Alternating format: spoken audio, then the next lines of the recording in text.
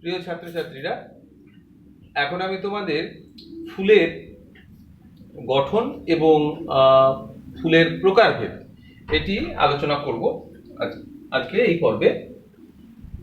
একটা আদর্শ ফুল কি কি অংশ নিয়ে গঠিত সেগুলো আমরা প্রথমে আলোচনা করব। ফুলের প্রধান স্তবক হচ্ছে চারটে অংশ নিয়ে গঠিত হয়েছে। একটা হলো বৃতি বা ক্যালিক্স, দ্বিতীয় হচ্ছে দলমণ্ডল বা করোলা, তৃতীয় হলো পুংস্তবক বা অ্যান্ড্রোয়েশিয়াম এবং স্ত্রীস্তবক বা গাইনোয়েশিয়াম। তাহলে এই চারটি স্তবক নিয়ে গঠিত হয়েছে। ফুল একটি বৃন্তের ওপর অবস্থান করে, যে বৃন্তকে ইংরেজিতে বলে পেডিসেল বা পুষ্পবৃন্ত পেডিসেল। এই পেডিসেলের শীর্ষে এই স্তবকগুলো, এই যে চারটি স্তবকের কথা বললাম, ক্যালিক্স, করোলা, অ্যান্ড্রোয়েশিয়াম ও গাইনোয়েশিয়াম, এই চারটি স্তবক অবস্থান করে এই পুষ্পবৃন্তের ওপরে। তাহলে পুষ্পবৃন্তের ওপরে একটা স্থান আছে নিশ্চয়ই, যে স্থানের উপরেই চারটে স্তবককে কোনো একটা স্থানের উপরে থাকতে হয়। যে স্থানের উপরে এই চারটে স্তবক থাকে তাকে বলা হয় পুষ্পাক্ষ বা থ্যালামাস। পুষ্পাক্ষ বা থ্যালামাস। তাহলে পুষ্পাক্ষের ওপরে চারটে স্তবক অবস্থান করছে: বৃতি, দলমণ্ডল, পুংস্তবক ও স্ত্রীস্তবক। এবার আমরা প্রথম স্তবক অর্থাৎ ক্যালিক্স নিয়ে আলোচনা করব।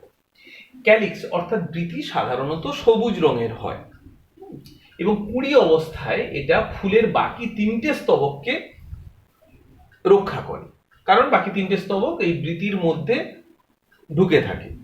তাহলে বৃতি সালোক সংশ্লেষেও সাহায্য করে এবং ফুলের অন্যান্য স্তবকগুলিকে রক্ষা করে। বৃতি অনেকগুলো খণ্ডে বিভক্ত হতে পারে। এক একটা খণ্ডকে বলা হয় বৃত্তংশ, ইংরেজিতে বলে সেপাল বা বৃত্তংশ। কিছু কিছু ফুলে অবশ্য উপবৃতিও দেখা যায়, যেমন জবা ফুলে দেখা যায়, এপিক্যালিক্স বলা হয় ইংরেজিতে, উপবৃতি। এটা থাকতে পারে, নাও থাকতে পারে। তাহলে সেপালগুলো বা বৃত্তংশগুলো যুক্ত হতে পারে, মুক্ত হতে পারে, এগুলো আমরা পরে আলোচনা করব।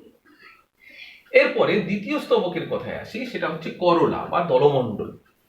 সাধারণত দলমণ্ডল রঙিন হয়, বর্ণহীনও হয়, সাদাও হয়, রঙিন হয়। দলমণ্ডল দুটো কাজ, প্রধান কাজ। এক হলো রঙিন হয়, কখনো এটা সুগন্ধি হয়, এবং তার ফলে কি হয় না, কীটপতঙ্গকে পরাগ মিলনের জন্য আকৃষ্ট করে। দ্বিতীয় হলো যখন কুঁড়ি অবস্থায় থাকে তখন অ্যান্ড্রোয়েশিয়াম ও গাইনেশিয়াম এই করলার মধ্যে ঢুকে থাকে, অর্থাৎ করলা বা দলমণ্ডল রক্ষা করে অ্যান্ড্রোয়েশিয়াম ও গাইনেশিয়ামকে কুঁড়ি অবস্থায়। করলা বা দলমণ্ডল খণ্ডিত হতে পারে, পুরোপুরি খণ্ডিত, আধা খণ্ডিত, সামান্য খণ্ডিত হতে পারে। অর্থাৎ অনেকগুলো, আমরা উল্টো দিক দিয়ে বলতে পারি যে দলমণ্ডল বা করলা তৈরি হয়েছে অনেকগুলো খণ্ডিত অংশ দিয়ে। সেই এক একটা খণ্ডিত অংশকে বলা হয় পেটাল বা দলাংশ। যেমন আমরা জবা ফুলে দেখতে পাই 5টা দলাংশ, এক একটাকে বলা হয় পেটাল বা দলাংশ। আর 5টা দলাংশকে নিয়ে গঠিত হয়েছে দলমণ্ডল বা করলা। তাহলে আমরা বলতে পারি যে দলমণ্ডলের একক হলো পেটাল, ক্যালিক্সের একক হলো সেপাল। এইবার আসছি আমরা তৃতীয় স্তবক অ্যান্ড্রোয়েশিয়াম বা পুংস্তবক। এখানে এটি দুটি অংশ নিয়ে গঠিত।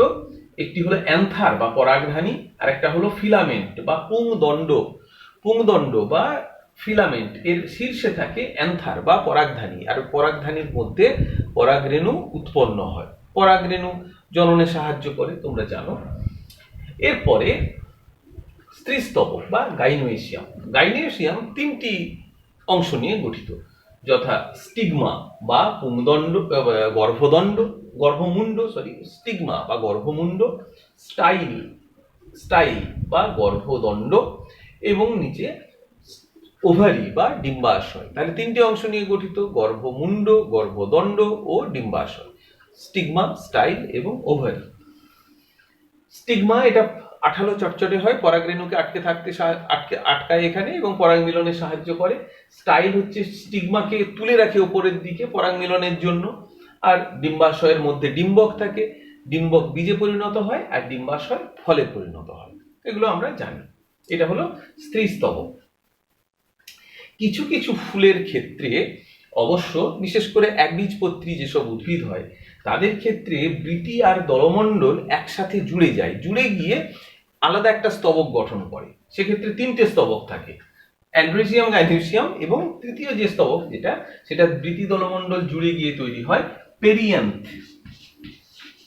পেরিয়ান্থ বাংলায় বলে পুষ্পপুট। এই পুষ্পপুট কখনো সবুজ হতে পারে, তখন তাকে বলে সেপালয়েড পেরিয়ান্থ। আবার কখনো দলমণ্ডলের মতো রঙিন হতে পারে, তখন তাকে বলে পেটালয়েড পেরিয়ান্থ। আমরা রজনীগন্ধা একবীজপত্রী উদ্ভিদ, রজনীগন্ধার যে সাদা রঙের যে ফুল পাপড়ি বলি যেটা, সেটা কিন্তু অ্যাকচুয়ালি পেরিয়ান্থ, পেটালয়েড পেরিয়ান্থ। আচ্ছা, আবার সেপালয়েড সবুজ রঙের হয় সেপালয়েড, যেমন সুপারি, নারকেলের, এগুলো হয় সেপালয়েড পেরিয়ান্থ। তাহলে আমরা ফুলের সমস্ত স্তবকগুলো নিয়ে আলোচনা করলাম। এখন এখানে একটা বলে নেওয়া দরকার যে ওভারি বা ডিম্বাশয় গঠিত হয় এক বা একাধিক গর্ভপত্র দিয়ে। এক বা একাধিক গর্ভপত্রের সাহায্যে গঠিত হয় ডিম্বাশয়। যেমন আমরা জবা ফুলের ক্ষেত্রে দেখতে পাই 5টা গর্ভপত্র দিয়ে গঠিত হয়েছে ডিম্বাশয়। এখানে গর্ভমুণ্ড দেখবে জবা ফুলে 5টা আছে গর্ভমুণ্ড, তাহলে 5টা ডিম্বাশয় দিয়ে গঠিত হয়েছে, 5টা গর্ভপত্র দিয়ে গঠিত হয়েছে। গর্ভপত্রকে ইংরেজিতে বলা হয় কার্পেল। কার্পেল। তাহলে ওভারির যে একক তাকে আমরা বলবো কি, কার্পেল। তেমনি অ্যান্ড্রোসিয়াম তৈরি হয়েছে অনেক পুংকেশর দিয়ে, অনেকগুলো অ্যান্থার ফিলামেন্ট যুক্ত এরকম অনেকগুলো পুংকেশর দিয়ে। একটাকে কি বলা হয়? একটাকে বলা হয়, একককে বলা হয় স্টামেন। স্টামেন, তাহলে এর একক হলো স্টামেন বা পুংকেশর। স্টামেন বা পুংকেশর এটা হচ্ছে একক। কার্পেল বা গর্ভপত্র হলো ডিম্বাশয়ের একক, বা আমরা বলতে পারি গাইনেসিয়ামের একক। গাইনেসিয়ামের এককও বলতে পারি, এটাকে গাইনেসিয়ামের একক কি বলি, কারণ একটা ওভারি একাধিক কার্পেল দিয়ে তৈরি হতে পারে। তাহলে গর্ভপত্র হলো একটা স্ত্রীস্তবকের একক, আর করলার একক পেটাল, ক্যালিক্সের একক সেপাল। এবার আমরা কতগুলো ফুলের প্রকার ভেদে চলে আসবো, যেমন রেগুলার ফ্লাওয়ার আর irregular flower. Regular and irregular flower,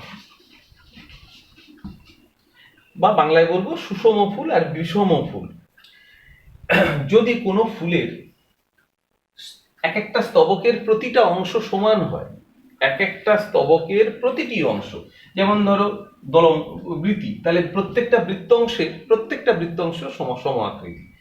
যেমন যদি দলমণ্ডল ধরি, তাহলে প্রত্যেকটা দলাংশ সম আকৃতি, বা প্রত্যেকটা পুংকেশর সম আকৃতি। এইরকম এক একটা স্তবকের প্রতিটি অংশ যদি সম আকৃতি যুক্ত হয় তাকে বলা হয় রেগুলার ফ্লাওয়ার, যেমন হিবিস্কাস রোজাসাইনেনসিস, জবা ফুল।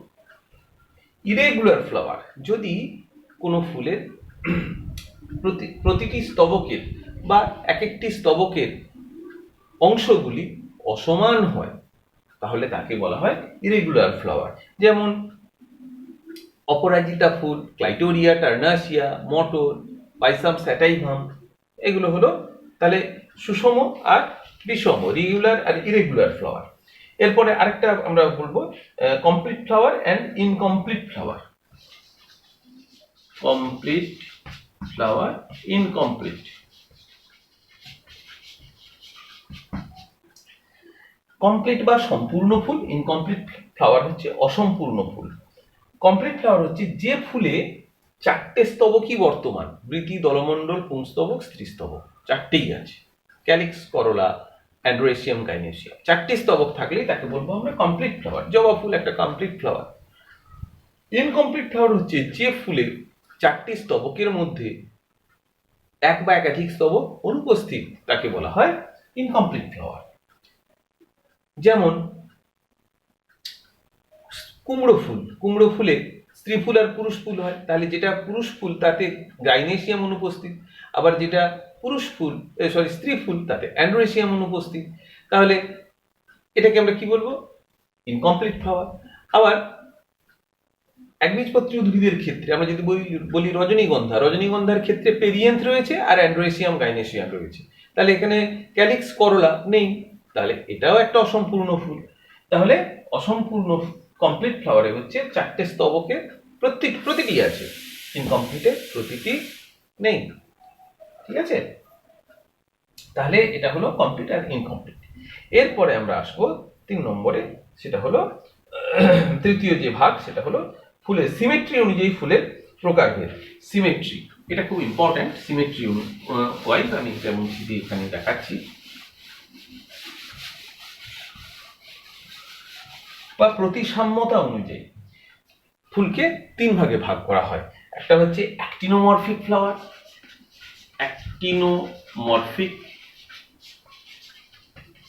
জাইগোমরফিক,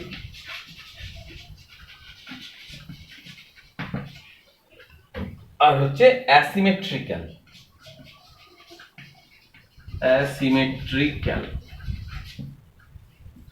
অ্যাক্টিনোমরফিক ফ্লাওয়ার খুব, যে ফুলকে আমি আগে ছবিটা এঁকে দেখাই তাহলে বুঝতে তোমাদের সুবিধে হবে।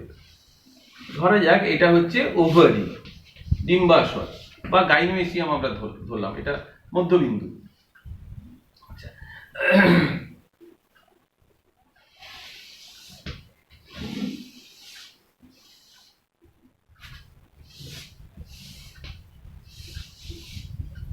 এটা হচ্ছে ধরো করোলা বা ক্যালিক্স, করোলা দলমণ্ডল।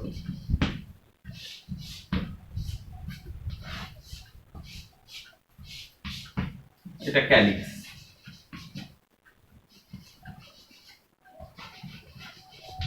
এটা হচ্ছে স্টামেন, পুংকেশর বা অ্যান্ড্রোসিয়াম। এটা হচ্ছে স্টামেন বা পুংকেশর। এখন এই ফুলটিকে ধরো একটা ফুলের একটা ডায়াগ্রামেটিক ভিউ, এটা কেন্দ্রীয় অক্ষ। যে ফুলকে কেন্দ্রীয় অক্ষ যে কোনো তলে, কেন্দ্রীয় অক্ষ বরাবর যে কোনো তলে যদি আমরা বিভাজন করি, তাহলে দুটি সমান অংশ পাই আমরা। কেন্দ্রীয় অক্ষ বরাবর বা মধ্যবিন্দু বরাবর যদি কোনো ফুলকে আমরা উলম্ব তলে যদি বিচ্ছেদ করি, তাহলে বহুবার দুটো সমান অংশে ভাগ করা যায়। এই তল বরাবর করলে দুটো সমান, এই তল বরাবর কাটলে দুটো অংশই সমান হবে, এই তল বরাবর কাটলে দুটো অংশ সমান, এই তল বরাবর কাটলেও দুটো অংশ সমান। অর্থাৎ বহুবার দুটো সমান অংশে ভাগ করা যায় কেন্দ্রীয় অক্ষ বরাবর উলম্ব তলে যদি বিচ্ছেদ করা হয়। এই ধরনের ফুলকে বলা হয় অ্যাক্টিনোমরফিক ফ্লাওয়ার বা বহু প্রতিসম ফুল। যেমন জবা ফুল, একটা জবা, ধুতরা, ড্যাটুরা মেটাল, ধুতরা, এগুলো হচ্ছে বহু প্রতিসম। আর এক প্রতিসম ফুল বা জাইগোমরফিক ফ্লাওয়ার, ধরো এটা ডিম্বাশয়,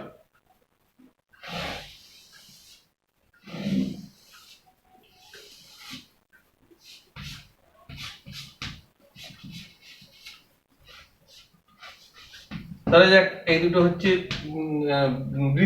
বৃত্তাংশ, সেপাল বা ক্যালিক্স, এগুলো করোলা, এই দুটো অ্যান্ড্রোসিয়াম, এটা গাইনোসিয়াম, ওভারি। এবার এই ফুলটাকে কটা তলে ভাগ করা যেতে পারে? কেবলমাত্র একটি উলম্ব তলে ভাগ করা যায়। যে ফুলকে কেন্দ্রীয় অক্ষ বরাবর কেবল একটি উলম্ব তলে ভাগ করলে দুটি অংশ সমান হয়, আর কোনো তলে, ধরো এই তলে ভাগ করলে দুটো সমান হবে না, এই তলে ভাগ করলে দুটো সমান হবে না, এই তলে ভাগ করলে দুটো সমান হবে না, অর্থাৎ একটি মাত্র উলম্ব তল ছাড়া অন্য কোনো তলে কেন্দ্রীয় অক্ষ বরাবর ভাগ করলে দুটি সমান অংশ হয় না। কেবল একটি তলেই দুটো অংশ সমান পাওয়া যায় বিচ্ছেদ করলে। তাকে বলা হয় জাইগোমরফিক ফ্লাওয়ার বা এক প্রতিসম ফুল। যেমন অপরাজিতা, মটর, বক, পাইসাম স্যাটাইভাম, ক্লাইটোরিয়া টার্নাসিয়া, সেসবানিয়া, গ্র্যান্ডিফ্লোরা, বকফুল, এইগুলোর ক্ষেত্রে আমরা দেখতে পাবো। অ্যাসিমেট্রিক্যাল হচ্ছে যে ফুলকে কোনো তলেই বিভাজন করলে দুটো অংশ সমান হবে না, তাকে বলা হয় অ্যাসিমেট্রিক্যাল ফ্লাওয়ার। যেমন কলাবতী বা সর্বজয়া, ক্যানা ইন্ডিকা। তোমরা এই যে আজকে যা যা বললাম এই প্রকারভেদ, এর মধ্যে কিন্তু এই যে সিমেট্রি অনুযায়ী যে প্রকারভেদ, এটা কিন্তু অনেক বেশি গুরুত্বপূর্ণ। আশা করি তোমরা আজকের পড়া বুঝতে পেরেছো।